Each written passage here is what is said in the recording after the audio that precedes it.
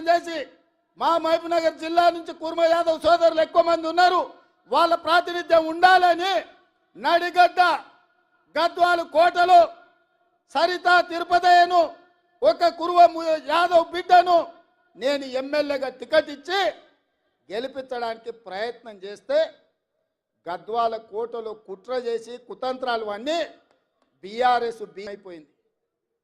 ఆనాడు చీకటి ఒప్పందం చేసుకొని అప్పటి వరకు తగాదాలు ఉన్నాయి మాకు, మా ఇంటి మీద కాకి ఇంటి మీద వాలదు అని చెప్పిన వాళ్ళు ఇవాళ మామ అల్లుళ్ళు ఒక్కటైపోయి కుమ్ముక్కు రాజకీయాలు వేసి ఒక సరితను ఒక ఆడబిడ్డను ఒక కురువ యాదవ్ ఆడబిడ్డను మామ అల్లుళ్ళు ఏకమై అర్నమ్మ నాయకత్వంలో బీజేపీ ఓట్లని బీఆర్ఎస్ కేసి 5,000 ఓట్ల తక్కువ మెజార్టీతోని ఇవాళ ఆడబిడ్డను ఓడగొట్టారు.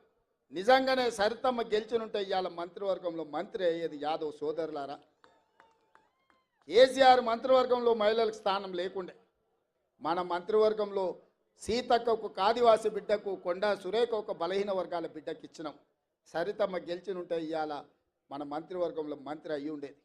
అంటే ఎన్నికలు వచ్చినప్పుడు పేదోళ్ళని గెలవాల్సినప్పుడు పేదలకు న్యాయం చేయాలని కాంగ్రెస్ అనుకున్నప్పుడు బంగ్లా రాజకీయాలు, కుమ్ముక్కు రాజకీయాలు, అర్నమ్మ దివాళాకోరు రాజకీయాలు ఎట్లుంటాయో ఇవాళ కుర్మ యాదవ్ సోదరులారా మీరు ఆలోచన చెయ్యండి.